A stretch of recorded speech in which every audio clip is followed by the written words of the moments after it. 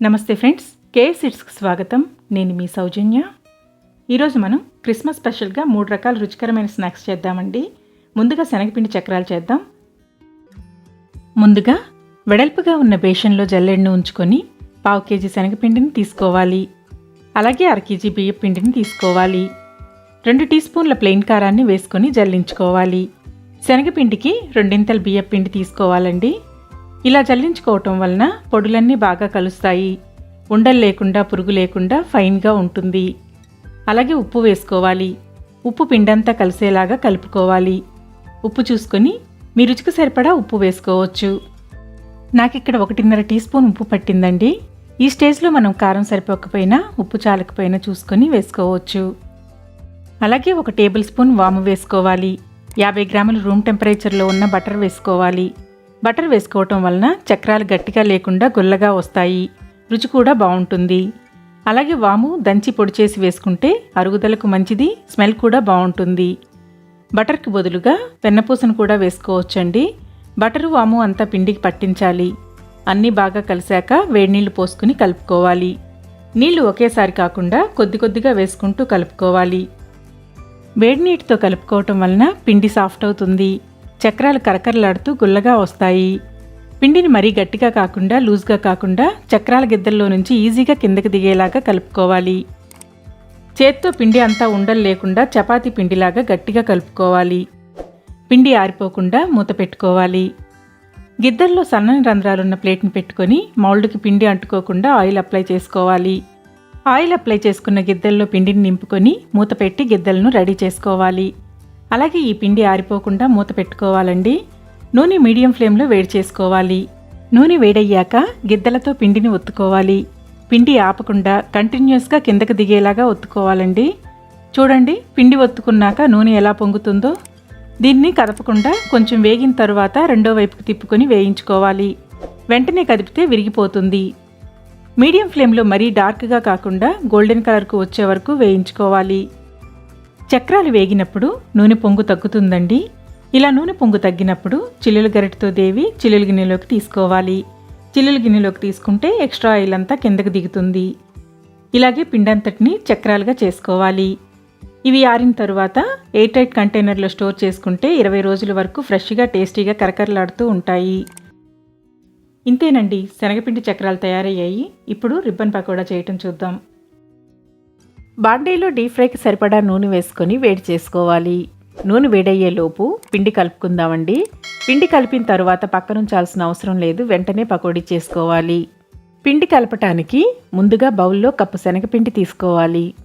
శనగపిండి ఉండలు లేకుండా జల్లించుకోవాలండి. పిండి ఫైన్గా ఉండాలి. ఇప్పుడు ఇందులో 1/2 కప్పు బియ్యం పిండి వేసుకోవాలి. అలాగే 1 టీ స్పూన్ కారం వేసుకోవాలి. రుచికి సరిపడా ఉప్పు వేసుకోవాలి. దీంతో పాటు 1 టేబుల్ స్పూన్ పుట్నాల పొడి వేసుకోవాలి. పుట్నాల పొడి వేసుకుంటే రిబ్బన్ పకోడా కరకరలాడుతూ క్రిస్పీగా వస్తుంది. అలానే ఎక్కువ వేసుకుంటే నూనె పీలుస్తుందండి. 1 టేబుల్ స్పూన్ వేసుకుంటే సరిపోతుంది. ఇప్పుడు ఈ పొడులన్నీ కలిసేలాగా కలుపుకోవాలి. పొడులన్నీ బాగా కలిసిన తరువాత బటర్ వేసుకోవాలి. 1 టేబుల్ స్పూన్ బటర్ వేసుకోవాలి. బటర్ పిండితో బాగా కలిసేలాగా కలపాలి. రూమ్ టెంపరేచర్లో ఉన్న బటర్ తీసుకుంటే పిండితో బాగా కలుస్తుందండి.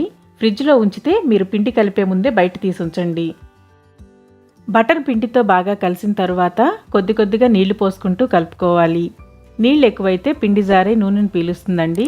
నీళ్ళు ఎక్కువగా వేసుకోకుండా కొద్ది కొద్దిగా వేసుకుంటూ గట్టిగా చపాతీ పిండిలా కలపాలి. రిబ్బన్ పకోడాలో ఇంగువ కూడా వేస్తారండి. మీకు ఇష్టమైతే చిటికెడు ఇంగువ వేసుకోండి, లేదంటే స్కిప్ చేయండి. వీడియోలో చూపించిన కన్సిస్టెన్సీలోకి కలుపుకోవాలి. ఇలా పిండి రెడీ చేసుకున్న తరువాత సన్నగా పొడుగ్గా రంధ్రాలున్న ప్లేట్ తీసుకోవాలి. ప్లేట్ని గిద్దల్లో ఉంచి పిండి అంటుకోకుండా నూనె అప్లై చేసుకోవాలి. నూనె అప్లై చేస్తే పిండి ఈజీగా రంధ్రాల్లో నుంచి కిందకి దిగుతుంది. పిండిని కలిపాక పక్కనుంచాల్సిన అవసరం లేదండి. వెంటనే పకోడీ చేసుకోవాలి. టైం గడిచే కొద్దీ పిండి పులుస్తుంది. నూనె సమంగా వేడయ్యాక గిద్దలతో పిండిని ఒత్తుకోవాలి.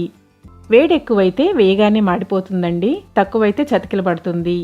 మనం కొంచెం పిండిని వేసి చెక్ చేసుకొని తర్వాత గిద్దలతో పిండిని ఒత్తుకుంటే సరిపోతుంది. పిండిని వేసిన వెంటనే కదిలించకూడదండి. కొంచెం వేగిన తర్వాత కదిలించాలి.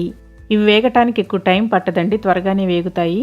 మీడియం ఫ్లేమ్లో ఉంచి నూనె పొంగు తగ్గే వరకు వేయించాలి.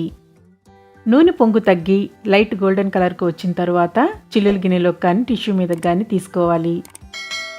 ఒకవేళ మీకు పిండి రంధ్రాల్లో నుంచి కిందకి దిగటం కష్టంగా ఉంటే చేతిని తడుపుకొని పిండిని లూజ్ చేయండి.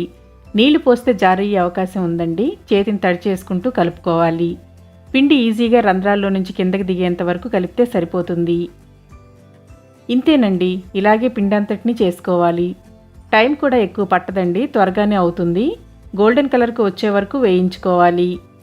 రెండు వైపులా తిప్పుతూ రెండు వైపులా గోల్డెన్ కలర్కు వచ్చే వరకు వేయించి చిల్లుల గిన్నెలోకి కానీ టిష్యూ మీదకి కానీ తీసుకోవాలి. మరీ డార్క్ కలర్లో కాకుండా లైట్ గోల్డెన్ కలర్కు వేయించుకుంటే సరిపోతుంది.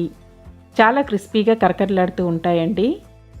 ఆరిన తర్వాత గాలి తగలకుండా డబ్బాలో స్టోర్ చేసుకుంటే క్రిస్పీగా కరకరలాడతాయి. గాలి తగిలితే మెత్తబడతాయి. ఎక్కువగా చేసుకునే కన్నా ఎప్పటికప్పుడు ఫ్రెష్గా తక్కువ చేసుకుంటేనే చాలా టేస్టీగా ఉంటాయి, ఈజీగా ఉంటుంది. పండగలప్పుడే కాకుండా పిల్లలకి స్నాక్స్లా చేసుకోవచ్చు. ఈవినింగ్ టీ టైం స్నాక్స్లా కూడా చాలా రుచిగా ఉంటాయి. ఇంతేనండి, టేస్టీగా క్రంచీగా రిబ్బన్ పకోడా తయారైంది. ఇప్పుడు కరకరలాడే చిట్టి చెక్కలు చేయటం చూద్దాం. ముందుగా మిక్సీ జార్లో 2 టేబుల్ స్పూన్ల చెక్కు తీసి శుభ్రం చేసిన అల్లం వేసుకోవాలి. మెత్తగా పేస్ట్ చేసుకోవాలి. అల్లం పేస్ట్ చేసిన తర్వాత అదే జార్లో 6-7 పచ్చిమిరపకాయలు వేసుకోవాలి. పచ్చిమిరపకాయలు మరీ పచ్చిగా కాకుండా కొద్దిగా పడినవి తీసుకుంటే పచ్చివాసన రాకుండా ఉంటాయి. అలాగే ఇందులో 2 ఎండుమిరపకాయలు కూడా వేసుకోవాలండి. ఇప్పుడు 1 టేబుల్ స్పూన్ జీలకర్ర వేసుకొని కోర్సుగా గ్రైండ్ చేయాలి. వెడల్పుగా ఉన్న గిన్నెలో 1/2 కేజీ బియ్యం పిండిని తీసుకోవాలి. తగినంత ఉప్పు వేసి పిండంతటికి పట్టేలాగా కలపాలి. ఉప్పు పిండికి పట్టిన తరువాత నానబెట్టిన 2 టేబుల్ స్పూన్ల సగ్గుబియ్యం వేసుకోవాలి. అలాగే 2 టేబుల్ స్పూన్ల నానబెట్టిన పెసరపప్పు వేసుకోవాలి. దీనితో పాటు 2 టేబుల్ స్పూన్ల నానబెట్టిన పచ్చిశనగపప్పు వేసుకోవాలి. 1 టేబుల్ స్పూన్ తెల్ల నువ్వులు వేసుకోవాలి. 1 టేబుల్ స్పూన్ నల్ల నువ్వులు వేసుకోవాలి. గ్రైండ్ చేసుకున్న అల్లం పచ్చిమిర్చి పేస్ట్ వేసుకోవాలి.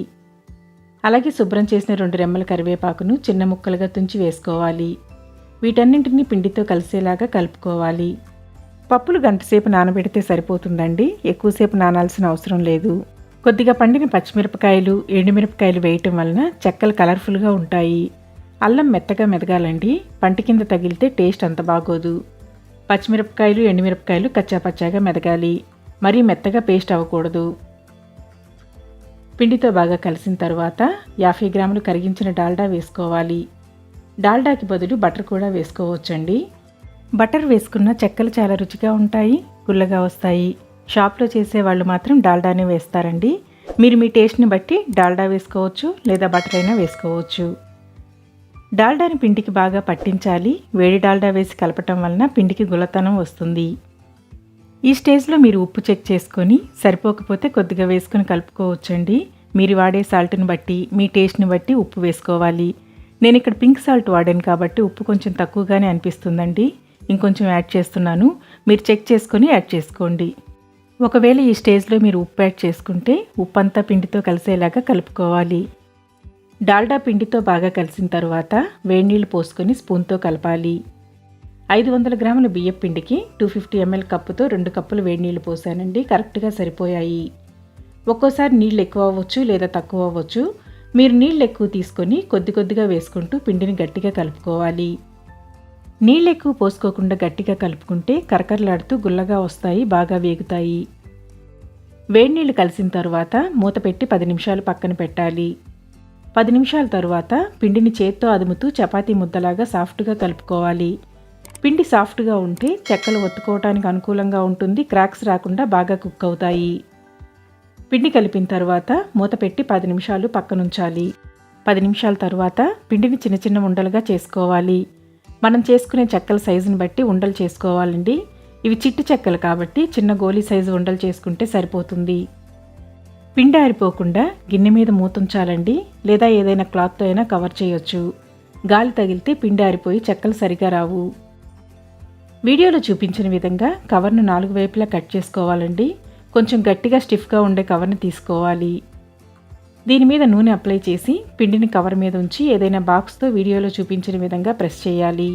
లేదా పూరీ ప్లస్తో అయినా ఒత్తుకోవచ్చండి. చిట్టి చెక్కలు చేస్తున్నాం కాబట్టి వీడియోలో చూపించినట్లు కవర్ మీద ప్రెస్ చేస్తే ఈజీగా త్వరగా అవుతాయి. ఒకేసారి ఎక్కువ చేసుకొని ఇలా ప్లేట్ మీదకి తీసుకొని వేయించుకోవచ్చండి. వేడి నీళ్ళతో కలిపాం కదా, చెక్కలు విరిగిపోవు. ఒకేసారి ఎక్కువ చేసుకొని ప్లేట్ మీద ఉంచుకొని వేయించుకోవచ్చు, ఈజీగానే వస్తాయి. ఇప్పుడు రెడీ చేసుకున్న చెక్కలను కాగిన వేడి నూనెలో వేసుకొని ఫ్రై చేసుకోవాలి.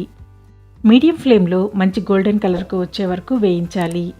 ఎక్కువ టైం తీసుకోవండి, త్వరగానే వేగుతాయి. 5 నిమిషాల్లో రెడీ అవుతాయి. వేడి నూనెలో వేయగానే పొంగు బాగా వస్తుందండి.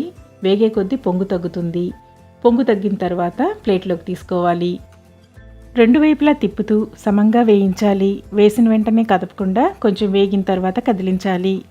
మీడియం ఫ్లేమ్లో ఉంచి ఫ్రై చేయాలండి. హై ఫ్లేమ్లో ఉంటే రంగు మారుతాయి కానీ లోపల ఉడకవు. లో ఫ్లేమ్లో అయితే నూనె పీలుస్తాయి. లైట్ గోల్డెన్ కలర్కు వచ్చిన తర్వాత చిల్లులు గరిటతో దేవి టిష్యూ మీదకి కానీ చిల్లులు గిన్నెలోకి కానీ తీసుకోవాలి. 1/2 కేజీ పిండితోటి కేజీ పప్పు డబ్బాకి వస్తాయండి. చాలా రుచిగా ఉంటాయి, అందరు ఇష్టపడి తింటారు. ఇంతేనండి, ఇలాగే పిండి అంతటిని చెక్కలు చేసుకోవాలి.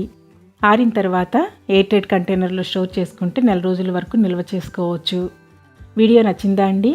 నచ్చితే ట్రై చేసి కామెంట్ ద్వారా మీ అభిప్రాయాన్ని తెలియచేయండి. లైక్ చేసి తెలిసిన వారందరికీ షేర్ చేసి సపోర్ట్ చేయండి ఫ్రెండ్స్.